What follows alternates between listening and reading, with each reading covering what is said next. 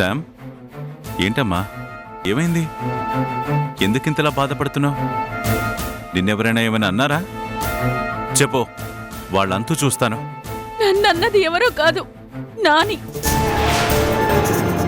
ఆ వర్షం ముందు నన్ను చెంప మీద కొట్టింది, నన్ను అవమానించింది. పూర్ణ వర్షం ముందు నిన్ను కొట్టిందా? ఎందుకు? ఏముంది తాతి, నా జీవితానికి అడ్డు రాకు, దయచేసి తప్పుకో అని వర్షకి చెప్పడానికి వెళ్ళాను. తనేదో నంగనాచి మాటలు చెప్పబోతుంటే కోపంగా ఒక మాట అన్నాను, అంతే. నిజంగా నేనేదో నా చెల్లెలు వర్షానన్నట్టు నాని నా చెంప మీద కొట్టింది. తన ముందే నన్ను అవమానించింది. ఆ బాధ తట్టుకోలేక వచ్చేశాను. ఏంటే చేసిందంతా చేసి ఇక్కడికొచ్చి చాడీలు చెప్తున్నావా? నువ్వు మాట్లాడడానికి వెళ్ళావా, వర్షని అవమానించడానికి వెళ్ళావా? నాకు అన్నీ తెలుసు. ఇప్పటికైనా నిజాలు చెప్పడం నేర్చుకో. పూర్ణ, ఎవరో ఒక దిక్కుమాలిన మనిషి గురించి నా మనవరాల్ని నువ్వు అవమానించడం నాకు నచ్చలేదు. మీకు నచ్చినంత మాత్రాన వర్షాన్ని అవమానించే హక్కు మీకు కానీ మీ మనవరాలికి కానీ లేదు. తను ఒక ఆడపిల్లే కదా, తనకి ఒక ఆత్మాభిమానం ఉంటుంది కదా. ఇష్టం వచ్చినట్టు మాట్లాడితే ఎవరూ పడరిక్కడ. తనింకా మంచి అమ్మాయి కాబట్టి ఏమీ అనకుండా ఊరుకుంది. నేను కొట్టాను కాబట్టి సరిపోయింది. ఇది చేసిన పనికి తిరిగి వర్షాయే కొట్టుంటే దీని పరిస్థితి ఏమయ్యేది? ఇంకా మీరు దీన్ని వెనకేసుకురావడం మానేయండి. పూర్ణ, అడ్డమైన వాళ్ళ గురించి నువ్వు ఆలోచించడం మానే.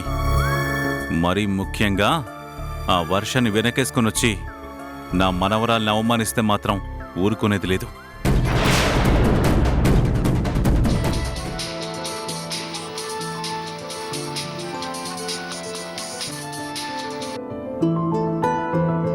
తాతయ్య, ఎలా ఉన్నారు? నేను బాగానే ఉన్నానమ్మా, కానీ ఇంత జరిగితే ఆ విషయం నాతో చెప్పాలి కదమ్మా. ఏంటి తాతయ్య, ఇప్పుడు ఏమైందని? ఇంకేం కావాలమ్మా, నీకు యాక్సిడెంట్ జరిగిందంట కదా, ఆ ప్రమాదంలో నీ గాయం కూడా అయ్యిందంట కదా. హాస్పిటల్లో ట్రీట్మెంట్ తీసుకున్నాక తెలిసింది. ఇంత పెద్ద ప్రమాదం జరిగితే ఈ తాతయ్యకు ఒక్క మాట కూడా చెప్పాలని నీకు అనిపించలేదా అమ్మా?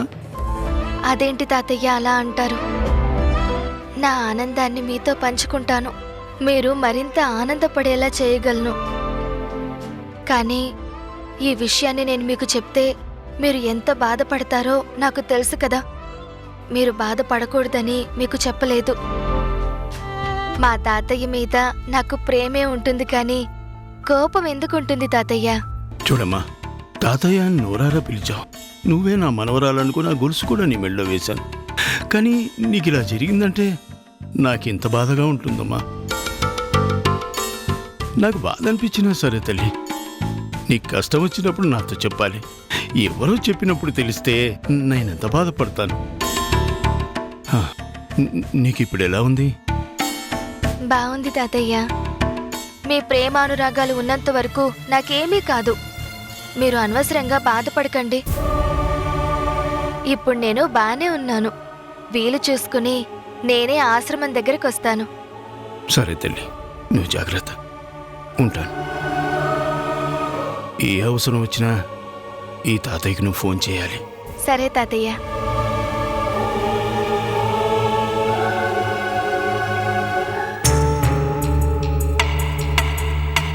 నేను అర్జెంటుగా గిరిధర్తో మాట్లాడాలి.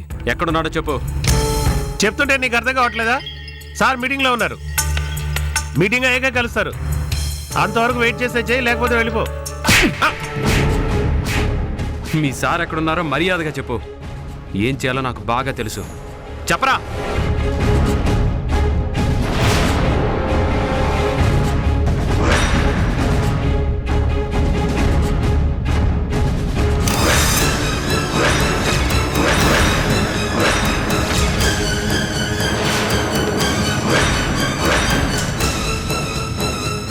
గిరిధర్! గిరిధర్!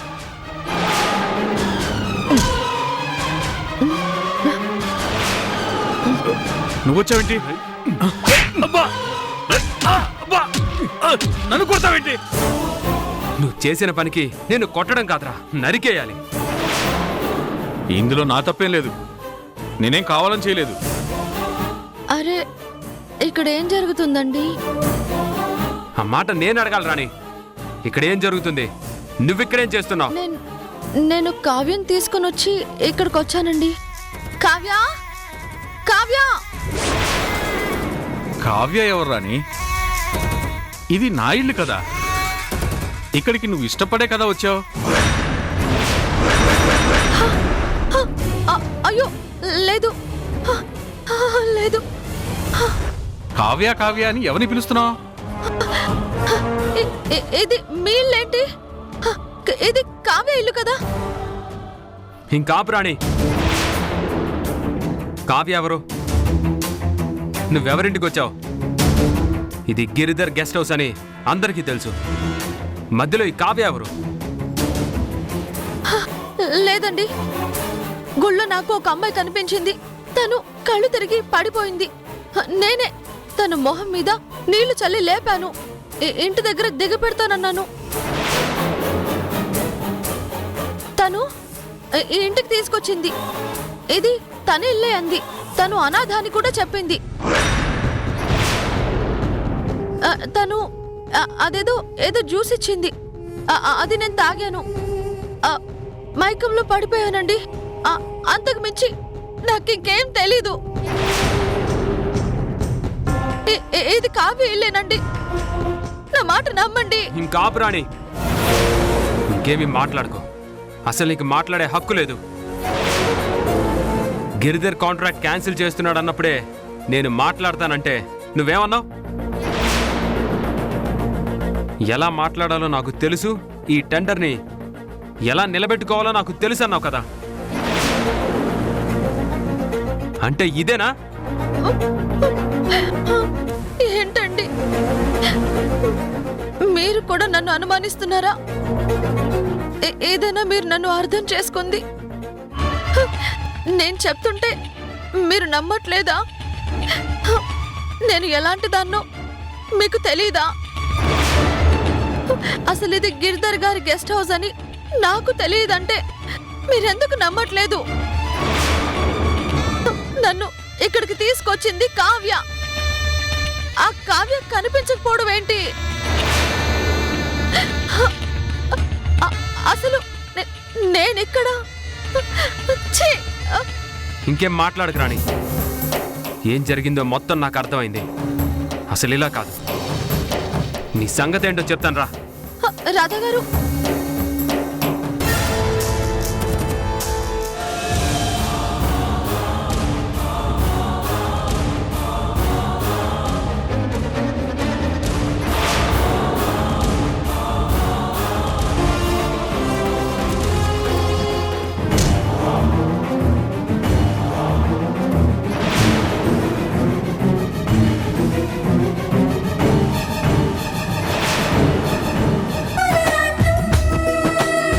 రాధా, ఆ తాళెందుకురా? చెప్తాను నాన్న. ప్రతి ప్రశ్నకి సమాధానం చెప్తాను. ఇది నేను తన మెడలో కట్టాలని రాణి చేయించి పెట్టుకుంది.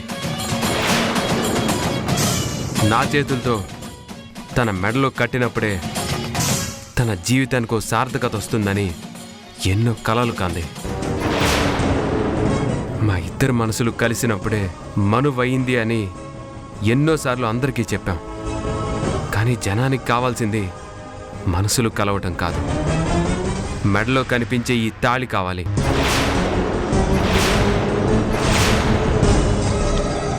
అది తన మెడలో లేనంత వరకు రాణి పరాయి మనిషి అవుతుంది. నేను పరాయి వ్యక్తినవుతాను.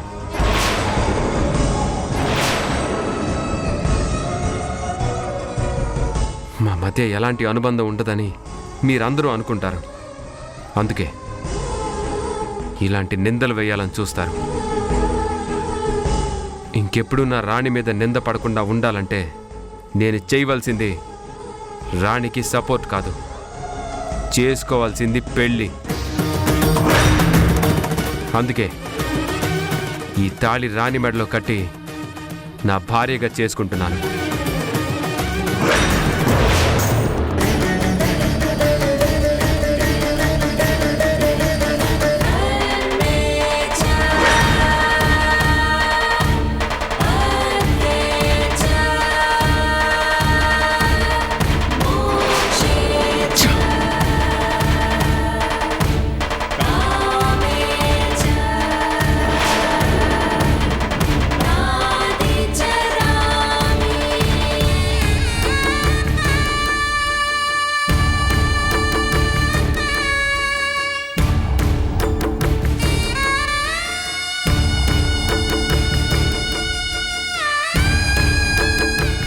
ఏంట్రా నీ అలా చూస్తున్నావు? ఇంతవరకు నిన్ను అనుమానించిన వ్యక్తి నీ మెడలో తాళెందుకు కట్టాడనా? ఆయన నాటకం ఏంటో అందరికీ తెలియాలనే నేను కూడా నమ్మినట్టు ఇంతసేపు మాట్లాడాను. నిజంగానే నమ్మాను. నిన్ను వదిలేస్తాను అన్న ఆనందంలోనే ఇష్టం వచ్చినట్టు మాట్లాడారు. అందుకే ఇంకెప్పుడు ఎవరు మన మధ్య దూరాన్ని సృష్టించడానికి ప్రయత్నించకుండా ఉండాలని నేను ఈ మెడలో తాళి కట్టాను. ఇప్పుడు నువ్వు రాణివి కాదు, రాధాకృష్ణ భార్యవి. నా భార్య మీద ఎవరైనా నింద వేశారంటే వాళ్ళంతు చూస్తాను. అది బయట వాళ్ళైనా సరే, చివరికి కన్న తండ్రి అయినా సరే. రాధా, మాటలు మర్యాదగా రాని. రాణి ఎలాంటి పరిస్థితుల్లో నీకు కనిపించిందో నువ్వే చెప్పావు కదా. అన్ని మాటలు నువ్వే మాట్లాడావు. సరే, నీకే నిజం తెలిసింది కదా అని నీ తరపున నేను మాట్లాడాను.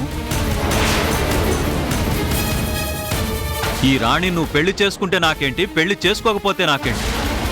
నీ జీవితం బాగుండాలని కోరుకున్నాను.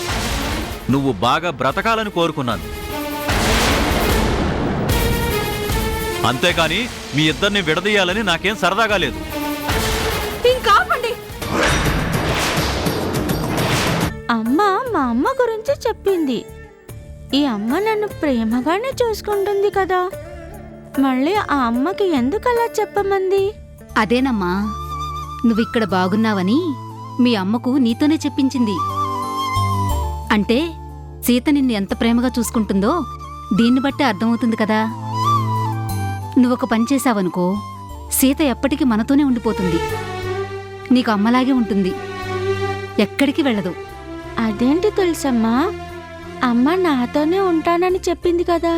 చెప్పిందమ్మా, అమ్మ ఎప్పటికీ మనతోనే ఉండిపోవాలంటే ఒక బంధం ఉండాలి కదా. ఆ బంధం ఎంత తొందరగా ముడిపడితే అమ్మ మనతోనే ఉంటుందన్న నమ్మకం మనక్కూడా ఉంటుంది. మరొక పని చేయాలి, చేస్తావా? అమ్మ మనతోనే ఉండిపోతుందంటే నేనేం చేయమన్నా చేస్తాను.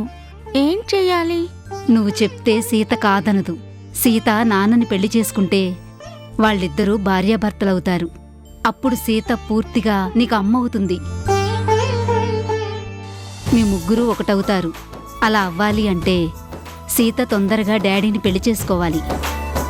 నువ్వే అమ్మను ఒప్పించాలి. అమ్మ నేను చెప్తే ఒప్పుకుంటుందా?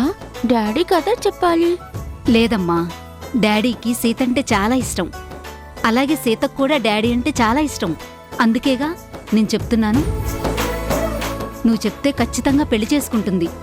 వాళ్ళిద్దరు పెళ్ళైపోతేనే ఈ ఇల్లు సంతోషంగా ఉంటుంది. నమస్తే సార్. నమస్తే. ధనుంజయ్ గారు వచ్చారా? ఎమ్మెల్యే గారు రెడీ అవుతున్నారు. మీరు ఇక్కడ కూర్చోండి, సార్ వచ్చేస్తారు. ఆగమ్మా, ఇది విజిటర్స్ కూర్చునే ప్లేస్. అలాగా జనం ఎమ్మెల్యే నుంచి సాయం కావాలి అని అడగడానికి వచ్చి కూర్చునే ప్లేస్. మన స్థాయికి ఇక్కడ కాదు. ధనుంజయ్ క్యాబిన్లో కూర్చుందాం. నేను వచ్చానని తెలిసిన వెంటనే ధనుంజయ్ తన క్యాబిన్లోనే కూర్చోబెట్టమంటాడు. అది నాకు తనిచ్చే విలువ. వెళ్దాం పదా.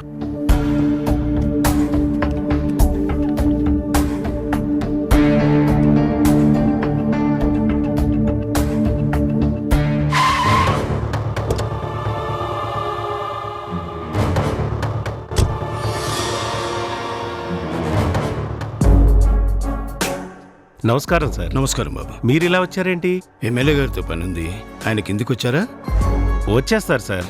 మీరు వెళ్ళి ఆఫీస్ రూమ్లో కూర్చోండి, సార్కి నేను చెప్తాను. పర్వాలేదు బాబు, ఎమ్మెల్యే గారిని ఎవరు కలవడానికి వచ్చినా ఇక్కడే వెయిట్ చేస్తారని నాకు తెలుసు. పెద్దవాళ్ళని గౌరవించడం మన బాధ్యత.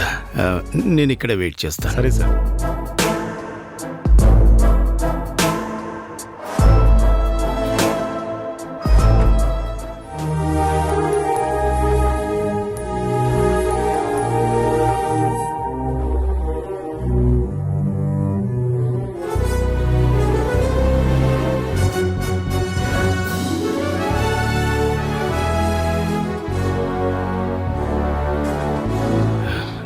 నమస్కారం. నమస్కారం సార్. బాగున్నారండి?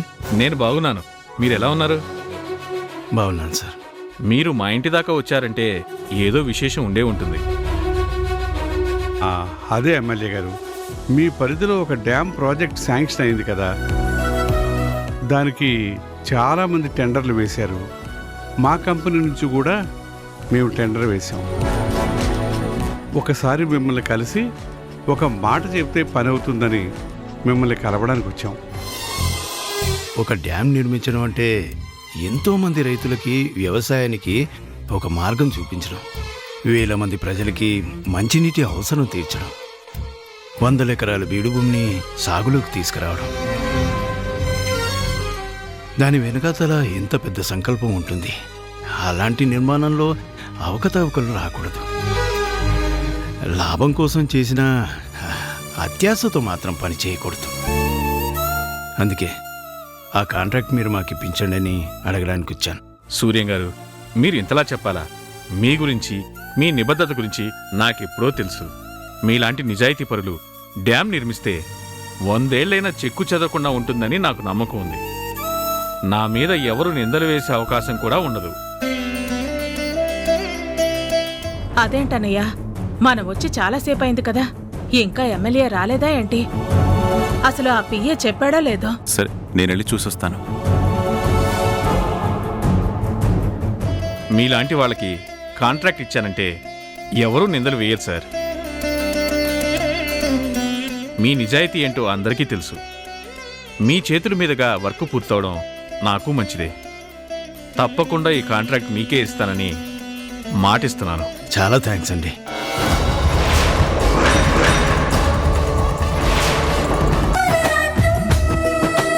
డ్యామ్ కాంట్రాక్ట్ మాకు ఇప్పించమని అడగడానికి వచ్చాను. నా వల్ల మీరెన్నో ప్రయోజనాలు పొందారు. అవన్నీ మర్చిపోయి ఇప్పుడు ఒక వ్యక్తి కలవగానే తనకి కాంట్రాక్ట్ ఇచ్చేస్తానని మాట ఇవ్వడం నాకు నచ్చలేదు. ఫస్ట్ నేను అడగడానికి వచ్చాను కాబట్టి మీ నిర్ణయాన్ని వెనక్కి తీసుకొని ఆ కాంట్రాక్ట్ మాకు ఇవ్వడం మీకే మంచిది. చూడండి శంకర్ ప్రసాద్ గారు, మీరు నాకు స్నేహితులు. మన ఇద్దరి మధ్య మంచి అనుబంధం ఉంది, నేను కాదన్ను. కానీ ఇలా అందరి ముందు మీరు నాకు ఏదో చేశారని చెప్పడం నాకు నచ్చలేదు. ఒక ఎమ్మెల్యే స్థాయిలో ఉన్న వాళ్ళకి మీలాంటి బిజినెస్ మ్యాన్ వల్ల ఏదో ఒక అవసరం వస్తూనే ఉంటుంది. అలాగే మా అధికారం వల్ల మీకు కూడా అవసరాలు ఉంటూ ఉంటాయి. అది మర్చిపోయి మీరు ఇలా మాట్లాడడం నాకు నచ్చలేదు. ఇక రెండో విషయం, ఈ కాంట్రాక్ట్ని నేను అసెంబ్లీలో ఫైట్ చేసి తీసుకొచ్చాను. అది ఒక నిబద్ధత ఉన్న కంపెనీకి అప్పచెప్పాలని నేను సీఎం గారికి కూడా చెప్పాను. ఈ సిటీలో సూర్యం గారు చేపట్టిన ఏ ప్రాజెక్టులో కూడా ఎటువంటి మరక లేదు. ఆ ప్రాజెక్టులన్నీ బాగుంటాయని ఆయనకి చాలా పేరుంది. అందుకే ఆయన వచ్చి అడగగానే ఈ ప్రాజెక్ట్ ఆయనకే ఇస్తానని మాటిచ్చాను.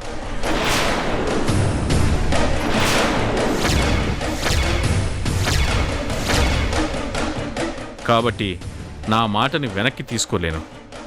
అధికారం మీ చేతిలో ఉంది కదా అని ఇప్పుడు మీరిలా మాట్లాడొచ్చు. ఈ సూర్యం మిమ్మల్ని ఎలా మాయ చేశాడో నేను ఊహించుకుంటాను.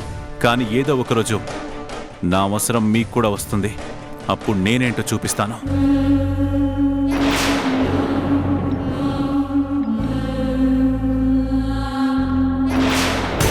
రే సూర్యం, ప్రతి విషయంలోనూ నాకు అడ్డుపడుతున్నావు. నన్ను గెలవాలని ప్రయత్నిస్తున్నావు. ఇలాంటి వాళ్ళని చేతిలో పెట్టుకుని నన్ను ఓడించానని మురిసిపోతున్నావు. కానీ ఒక్కటి గుర్తుపెట్టుకో, ఎప్పటికైనా గెలిచేది నేనేనని, ఓడేది నువ్వే అని.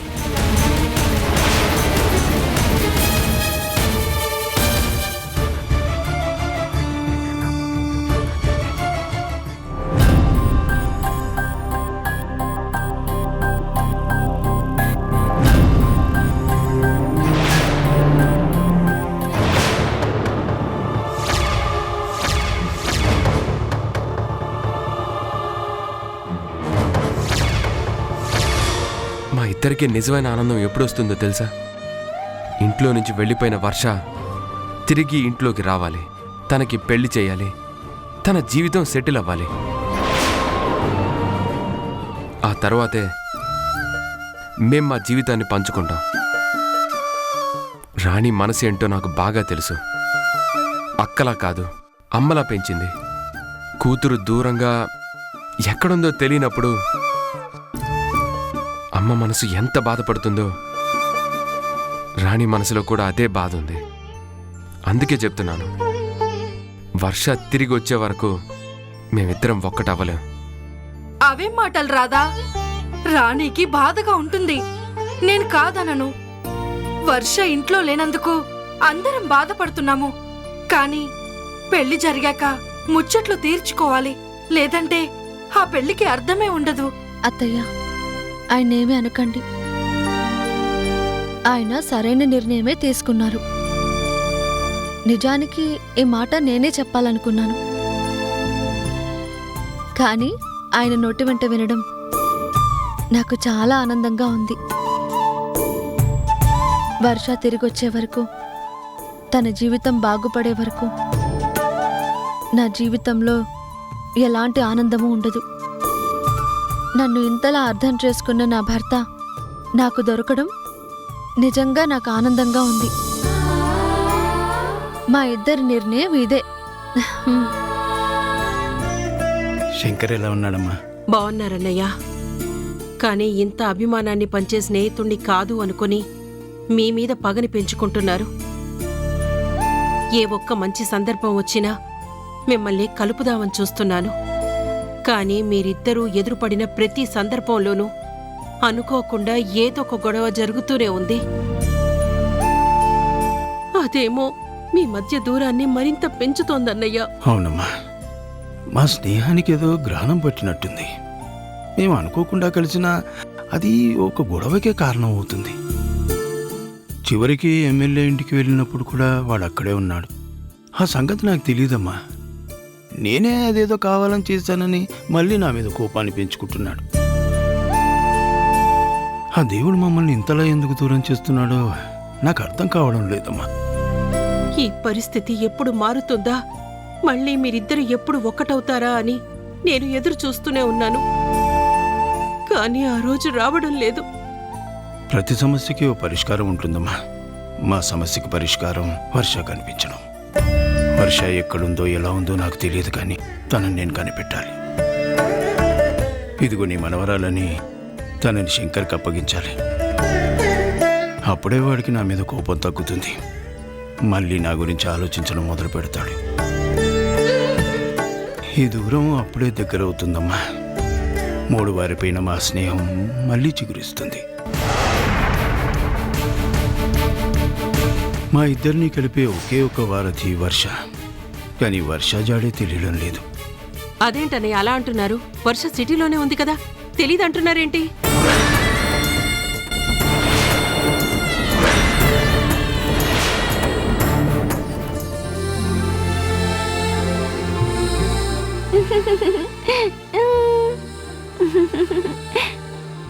ఏంటి ప్రియా, ఆ బొమ్మ అంత నచ్చిందా? నవ్వుతూ ఆడుకుంటున్నావు.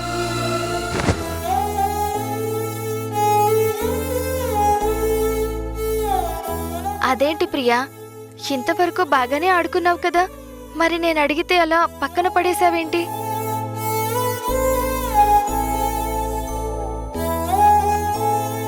తులసమ్మ, ప్రియా ఎందుకలా ఉంది? ఏమైంది? ఏమోనమ్మా, నాకూ తెలీదు.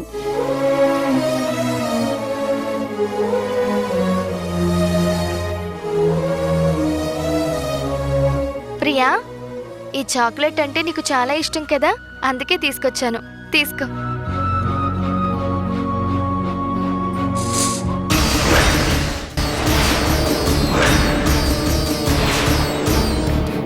ఏంటి ప్రియా, ఎందుకంత కోపంగా ఉన్నావు? నిన్నే ప్రియా, సమాధానం చెప్పు. నాకు అమ్మ కావాలి. అమ్మ ఎప్పుడూ నాతోనే ఉండాలి.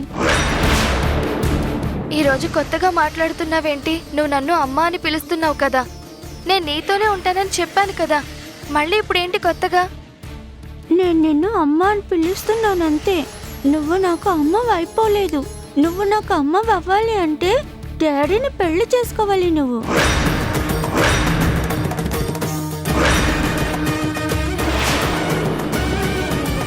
డాడీని నువ్వు పెళ్లి చేసుకుంటేనే నువ్వు నాకు అమ్మ అవుతావు. ఎప్పటికీ నాతోనే ఉంటావు. అదేం లేదమ్మా. అయినా ఇవన్నీ నీకెవరు చెప్పారు? నేనెప్పుడూ నీకు అమ్మనే. నేను నిన్నెప్పుడూ నా కూతురులాగే చూసుకుంటాను, అంతే. అంతకు మించి నువ్వింకేం ఆలోచించుకో. మాట మార్చకు. నువ్వంటే డాడీకి చాలా ఇష్టం. డాడీ చాలా మంచివారు. డాడీని పెళ్లి చేసుకోవడానికి అభ్యంతరం ఏంటి?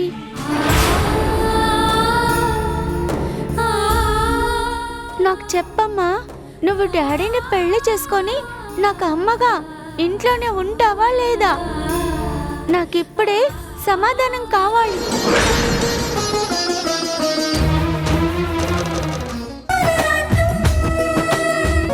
అమ్మ నిన్ను ఎంత అపురూపంగా చూసుకుంటుంది. అలాంటి అమ్మతో ఇలా మాట్లాడొచ్చా?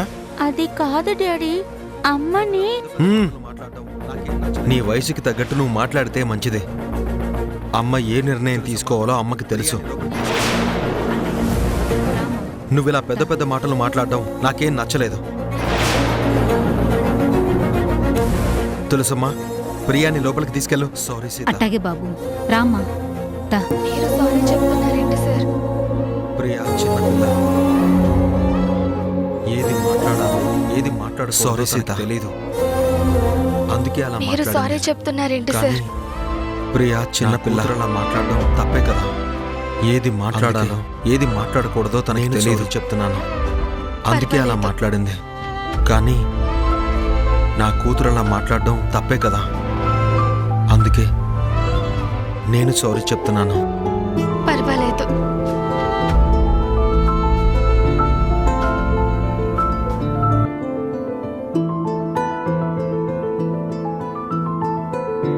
ఏంటండి, ఏదో 16 ఏళ్ల కుర్రాడిలాగా అద్దం ముందు అలా నిల్చొని చూసుకుంటున్నారు? నేనెప్పుడూ కుర్రాన్నే. అయినా నా అందానికి ఏం తక్కువ వచ్చింది? ఇప్పటికి నాకెంతమంది ఫ్యాన్స్ ఉన్నారో నీకు తెలుసా? ఈ మధ్య తెల్ల జుట్టు చూసి నా ఫ్యాన్స్ బాధపడుతున్నారు. రంగు వేయాలని ఆలోచిస్తున్నాను, అంతే.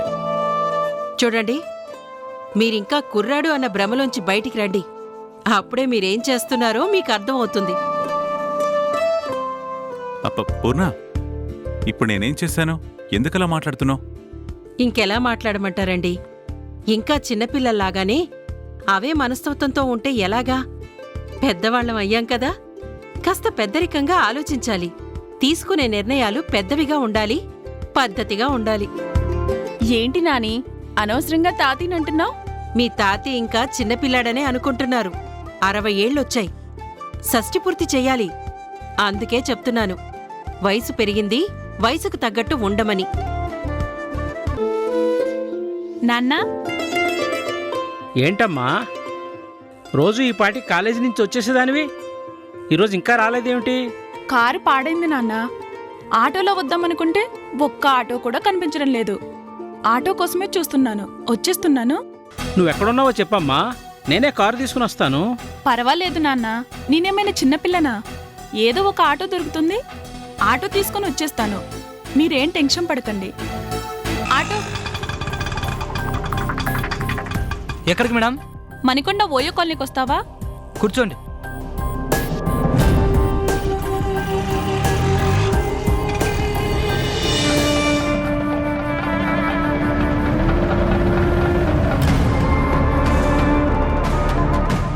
పిల్ల జాంపండ్ల భలే ఉంది. ఒంటరిగా బాగా దొరికింది. ఈరోజు నా పంట పండింది.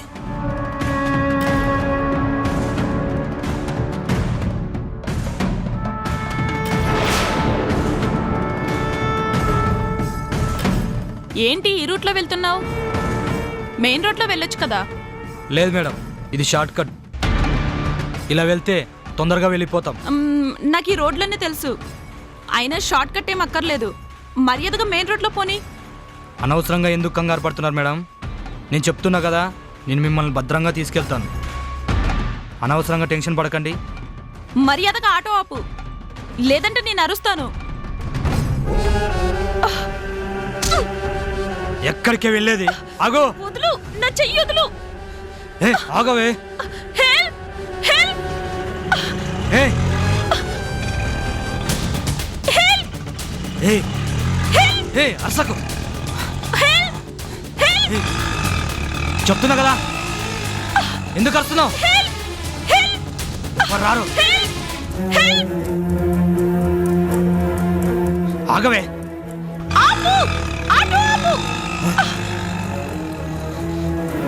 నీ పని ఇలా కాదు. ఆగో! ఏ ఆగవే! ఆవే! ఎక్కడికే పోయేది? ప్రసక్తే లేదు. ఎక్కడికి తప్పించుకోలేవే? అయిపోయావు నువ్వు.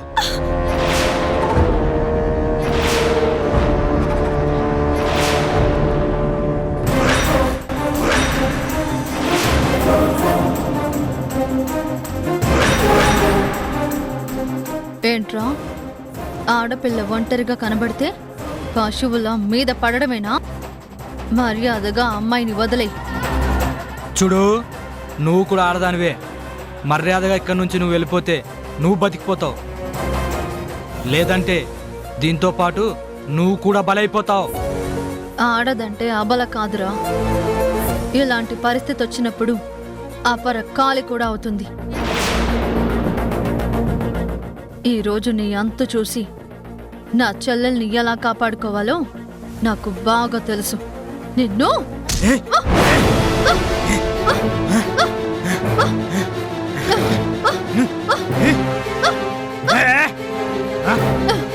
చంపేస్తాను నిన్ను.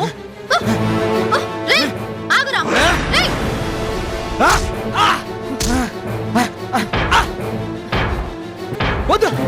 చంపేస్తాను నిన్ను. ఆగురా!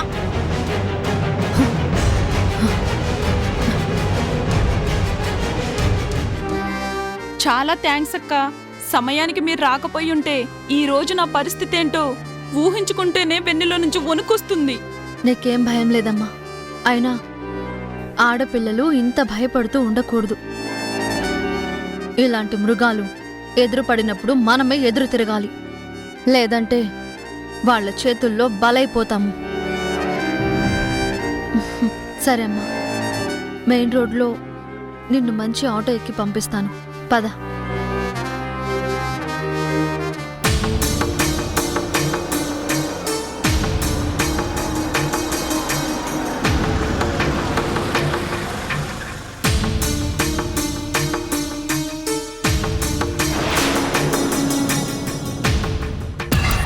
ఇదేంటి? ఇది డాక్టర్ ఇల్లు కదా. వంశీ, వర్ష ఇక్కడే ఉంటున్నారు.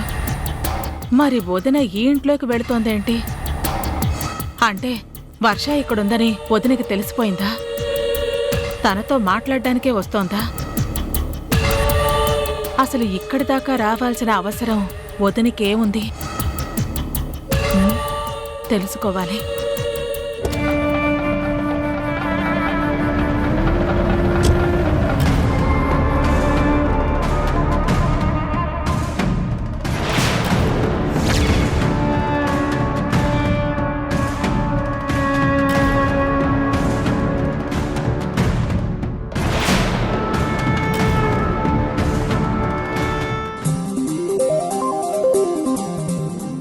అమ్మా వర్ష. నానమ్మా, ఎలా ఉన్నావు నానమ్మా? ఎలా ఉంటానమ్మా? నాకు 2 కళ్ళలాంటి మనవరాళ్ళు నా కళ్ళ ముందే ఉన్నా ఒకరు నా సొంతమని అందరితో చెప్పుకుంటున్నాను.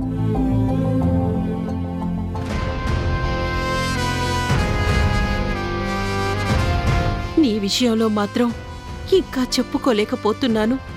ఆ బాధ మనసులో ఉండగా బాగున్నాను అని ఎలా చెప్పగలను?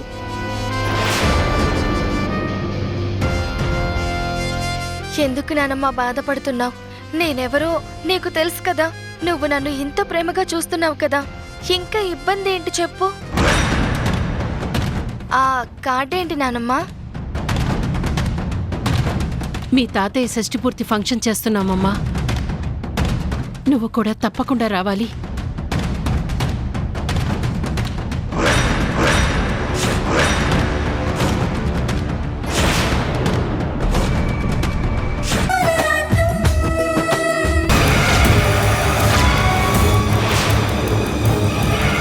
ఈ ఫంక్షన్లో నువ్వు కూడా ఉండాలమ్మా. ఈ సందర్భంగా అయినా మేం వెతుకుతున్న వర్ష నువ్వే అన్న నిజం అందరికీ చెప్పాలి. నువ్వు సమంత నా ఇంట్లోనే మనవరాళ్లుగా ఆనందంగా ఉండాలి. ఇన్నేళ్లు సమంత మా మనవరాలిగా ఎంతో సంతోషంగా ఉంది. తను ఏం కోరుకుంటే అది మీ తాతయ్య తీసుకొచ్చిచ్చాడు. మరి ఆ ఆనందం నీకు దక్కాలి కదమ్మా. నీకోసం ఆయన ఎంతగా ఎదురుచూస్తున్నారో తెలుసా అమ్మా? నాకు తెలుసు నీ గురించి నిజం చెప్పటానికి ఇంతకు మించి మంచి సమయం లేదు. అందుకే ఖచ్చితంగా ఈ ఫంక్షన్లో నీ గురించి తప్పకుండా చెప్తానమ్మా.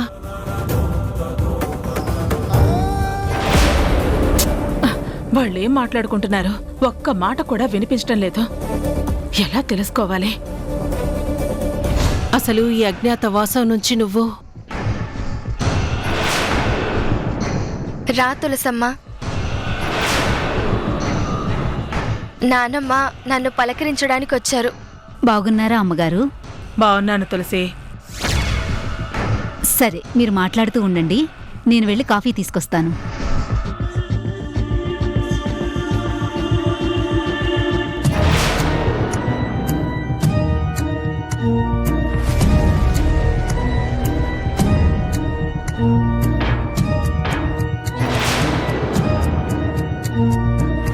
ఎవరది? ఇప్పుడు ఈ పని మనిషి నన్ను చూసిందంటే నేనెందుకు ఇలా దొంగతనంగా చూస్తున్నానని దీనికి అనుమానం వస్తుంది. వెంటనే విషయం గురించి చెప్తుంది. నేను తనని ఫాలో అవుతున్నానన్న అనుమానం వదినకొస్తుంది. నేనిక్కడ ఉండకూడదు. ఎవరున్నారక్కడ?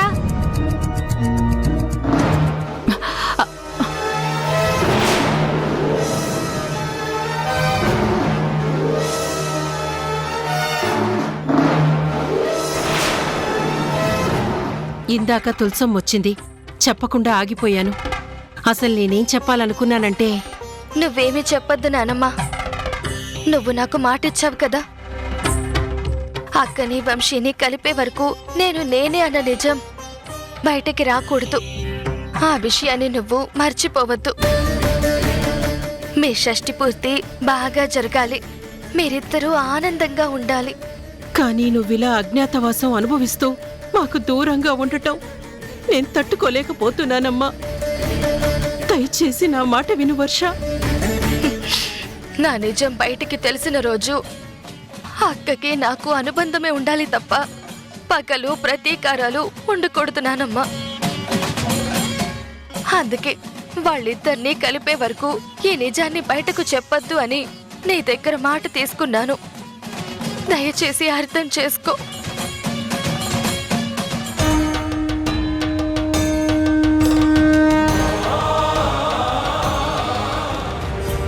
మా ఇంటికి ఎందుకు వచ్చారు? ఇక్కడ మీకేంటి సంబంధం? మర్యాదగా బయటికెళ్ళండి. అది కాదండి, మీతో మాట్లాడాలని వచ్చాము. ఏం మాట్లాడతారు? మోసం చేసిన వాళ్ళు ఇంకా ఏం మాట్లాడడానికి వచ్చారు? చూడండి కోటేశ్వరరావు గారు, మా నాన్నగారు మీతో ఏం మాట్లాడారో నాకు తెలీదు. మీ అమ్మాయికి నాకు పెళ్లి చేయాలని మీరు అనుకున్నారు. అదొక ఆడపిల్ల తండ్రిగా మీ తప్పు కాదు. కానీ నేను రాణి ప్రేమించుకుంటున్నామని, మేమిద్దరం పెళ్లి చేసుకోబోతున్నామని తెలిసి కూడా మా నాన్న డబ్బు కక్కుర్తిపడి మీ దగ్గర నిజాన్ని దాచారు. అదే ఆయన చేసిన తప్పు. కానీ ఆయన మీ దగ్గర తీసుకున్న డబ్బుకి మాత్రం నేను బాధ్యత వహిస్తాను. తప్పకుండా తొందరలోనే మీ డబ్బంతా మీకు తిరిగిస్తానని చెప్పడానికి వచ్చాం. మా వల్ల మీకేమైనా ఇబ్బంది కలిగి ఉంటే మమ్మల్ని క్షమించండి. చూడండి, ఒక ఆడపిల్ల మనసేంటో ఇంకో ఆడపిల్లగా నాకు తెలుసు. మీరు చెప్పిన మాటల వల్ల తన జీవితాన్ని ఎంత గొప్పగా ఊహించుకుని ఉంటుంది. కానీ పూర్తిగా వివరాలు తెలుసుకోకుండా మీరే ఆ ప్రయత్నం చేశారు. అందుకే తెలుసో తెలియకో మా వల్ల మీ కుటుంబం ఇబ్బంది పడింది. కాబట్టి మేమిద్దరం మిమ్మల్ని క్షమాపణ అడగడానికి వచ్చాము. ఎలా కనపడుతున్నాను మీ కంటికి? మీ ఇష్టం వచ్చినట్టు మాతో ఆడుకుని ఇప్పుడు సారీ అని చెప్తే వదిలేస్తాననుకుంటున్నారా? ముందు మీ మీద పోలీస్ కంప్లైంట్ ఇచ్చి ఆ తర్వాత మీ అంత ఎలా తేల్చాలో మేం చూస్తాం.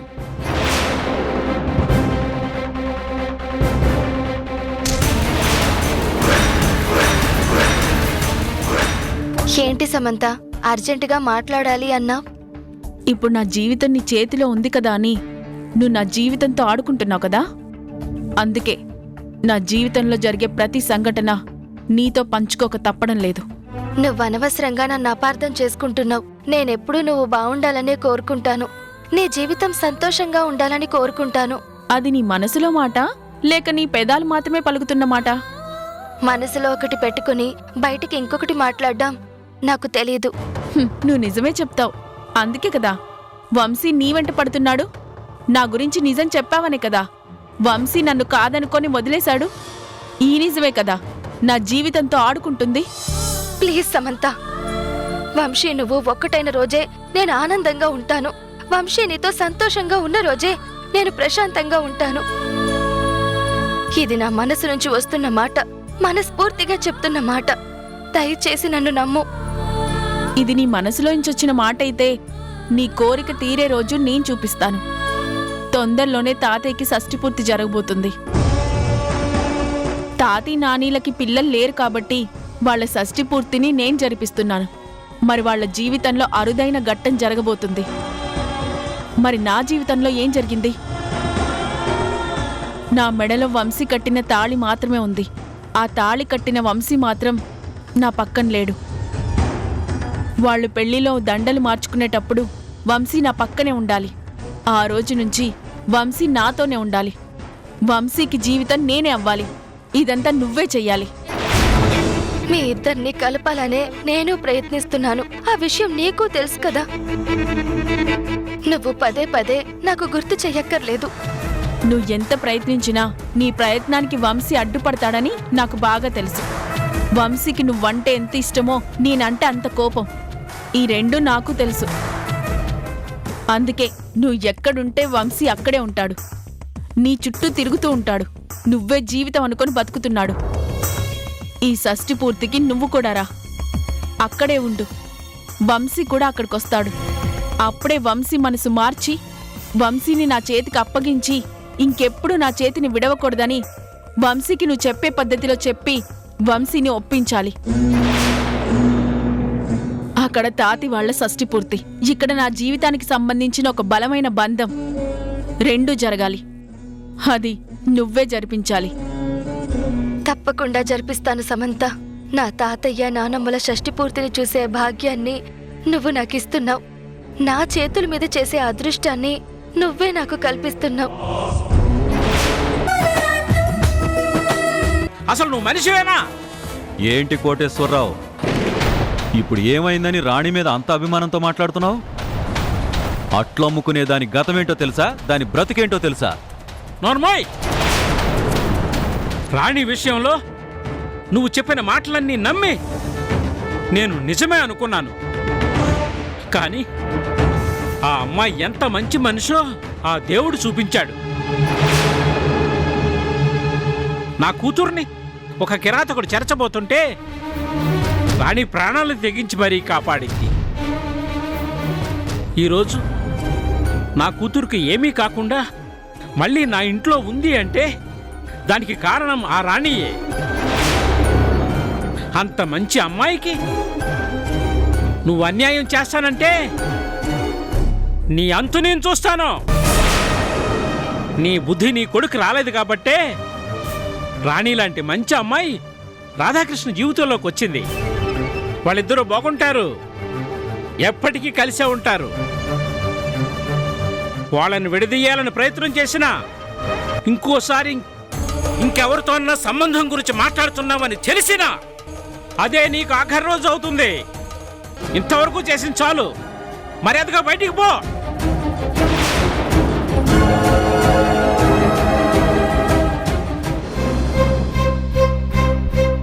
అసలెవరమ్మా నువ్వు? ఈ ఇంటికి ఎందుకు వచ్చావు? ఎవ్వరూ లేని దాన్నని ఎందుకు నాటకం ఆడుతున్నావు? నీ గతమేంటి? నువ్వు చేస్తున్నదేంటి? ఈ ఇంట్లో మనుషులు నీకేమన్యాయం చేశారని ఇక్కడ ఆశ్రమం పొందుతూ ఇంత నాటకం ఆడుతున్నావు? అదేంటి తులసమ్మా, ఎప్పుడూ ప్రేమగా మాట్లాడేదానివి నువ్వు ఈరోజు ఎంత కఠినంగా మాట్లాడుతున్నావు? నేనేం తప్పు చేశాను? చూడమ్మా, నీ మాట తీరు, నీ ప్రవర్తన చూసి నువ్వు నిజంగా నిప్పులాంటి సీతవే అనుకున్నాను. ఏ తప్పు చేసుండవనుకున్నాను. కాని నువ్వు కూడా మనసులో ఒకటి పెట్టుకుని బయటకు మరొకటి చేస్తావని నేను ఊహించలేకపోయాను. ఒకే ఇంట్లో ఉంటూ మీ ఇద్దరు ఇంత నాటకం ఆడతారని నేను కలలో కూడా అనుకోలేదు. కళ్యాణ్ బాబు గారు దేవుళ్లాంటి మనిషి. ఆయనకు సాయం చేయడమే తెలుసు కాని ద్రోహం చేయడం తెలియదు. అందుకే నువ్వెవరో తెలియకపోయినా నీకీ ఇంట్లో ఆశ్రయం ఇచ్చారు. నీ మంచితనం చూసి తన మనసులో స్థానం ఇచ్చారు. నిన్ను ప్రేమించారు. ఈ ఇంటికి ఇల్లాలని చేసుకోవాలనుకుంటున్నారు. తన కూతురుతో అమ్మ అని పిలిపించుకుంటున్న నిన్ను నిజంగానే ప్రియక అమ్మని చేయాలనుకుంటున్నారు. కాని నువ్వు చేస్తున్నదేంటి? మా అందరితో మంచిగా నటిస్తూ మా వెనక ఇంత పెద్ద నిజాన్ని దాచావంటే నిన్నెలా అర్థం చేసుకోవాలి? ఆ దేవుడి మీద ప్రమాణం చేసి చెప్తున్నాను, నేను ఏ తప్పు చెయ్యలేదు, ఎవరిని మోసం చెయ్యలేదు. నువ్వు మోసం చేయకపోతే మరి ఇదేంటి?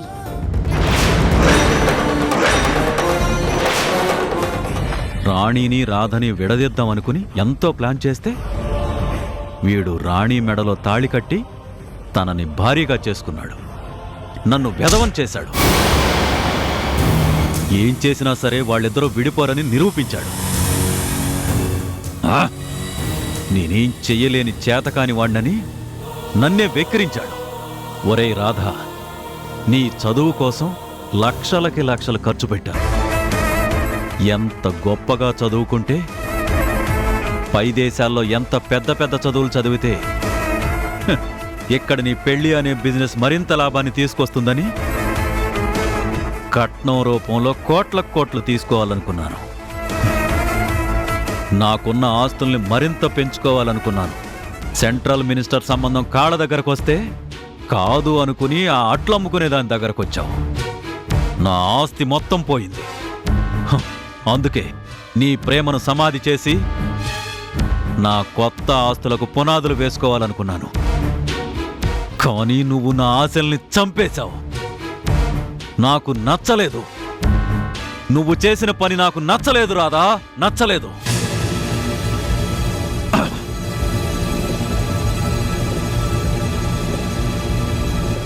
నేనేం చేయలేనా? ఆ రాణిని నేనేం చేయలేనా?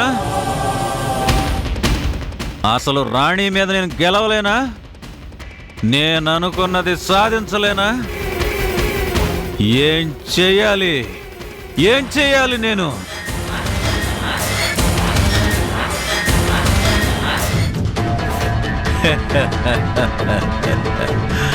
కరెక్ట్. రాణి బ్రతికుంటే మా రాధ నుంచి రాణిని విడదీయలేను. కానీ ఆ రాణిని చంపేస్తే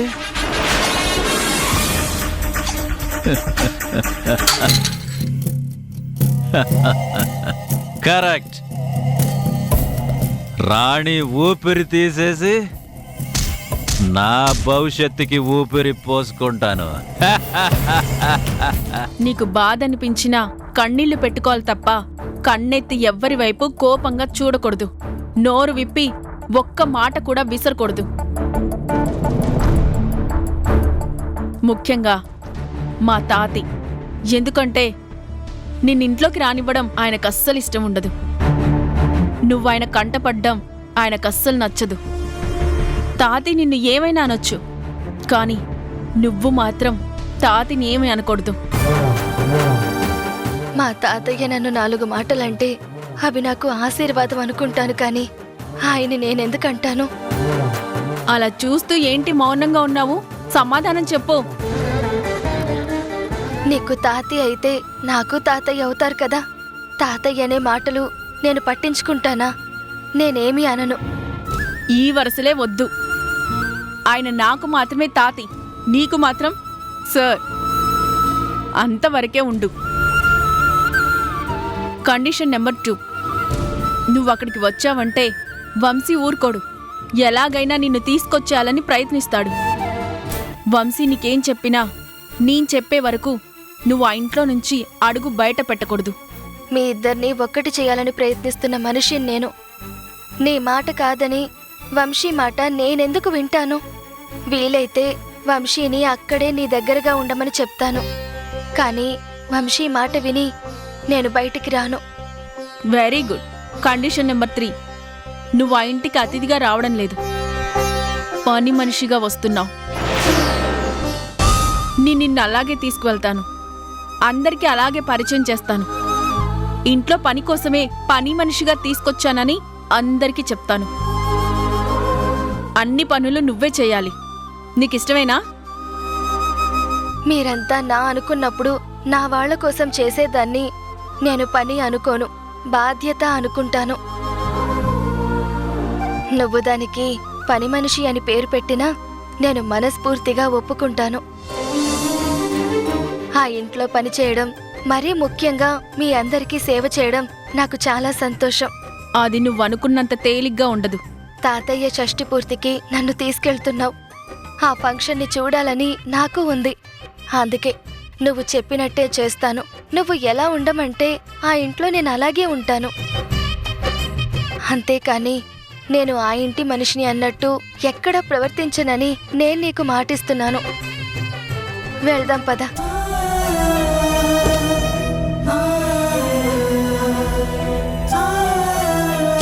నువ్వు ఎన్ని కండిషన్లు పెట్టినా నువ్వు నన్ను నా ఇంటికి తీసుకువెళ్తున్నావు, నా వాళ్లతో ఉండేలా చేస్తున్నావు. ఈ ఆనందం నాకు చాలు. ఎన్ని మాటలైనా భరిస్తాను, ఎన్ని అవమానాలైనా సహిస్తాను. ఏం చేసైనా నిన్ను వంశీని ఒక్కటి చేసి తీరుతాను.